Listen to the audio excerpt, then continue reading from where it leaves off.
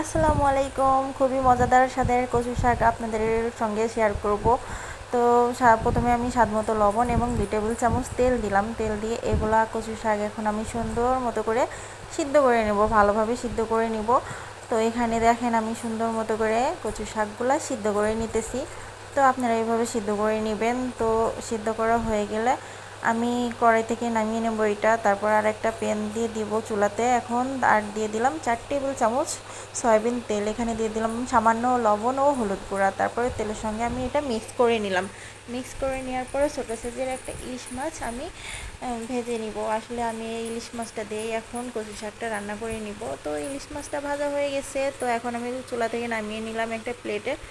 তো ওই তেলের মধ্যে শুকনো মরিচ, পেঁয়াজ কুচি এবং রসুন কুচি দিলাম। এক্সট্রা কোনো তেল আর দিলাম না। তো এখন আমি এটা সুন্দর মতো ভেজে নিব। তো ভেজে নেওয়ার পরে সুন্দর ভাজা হলে আমার ওই সিদ্ধ করা কচু শাকগুলার এখন আমি এর মধ্যে বাগার দিয়ে দিব। তো বাগার দিয়ে আপনারা সুন্দর মতো নাড়াচাড়া করে নেবেন এবং কয়েকটা কাঁচামরিচ ছিঁড়ে দিয়ে দিবেন। এটা ফ্লেভার অনেক ভালো আসে, আর যারা ঝাল খেতে পছন্দ করেন তাদের জন্য অনেক ভালো হবে। তো আমি মাছটার এখন কাটা বেছে নিব। বাচ্চারা যারা খাবে তাদের মানে সুবিধা হবে এভাবে। বাচ্চারা থাকলে খাবারটা অনেক ভালো মজা করে খায়, আর এই রান্নাটাও অনেক বেশি মজা হয়।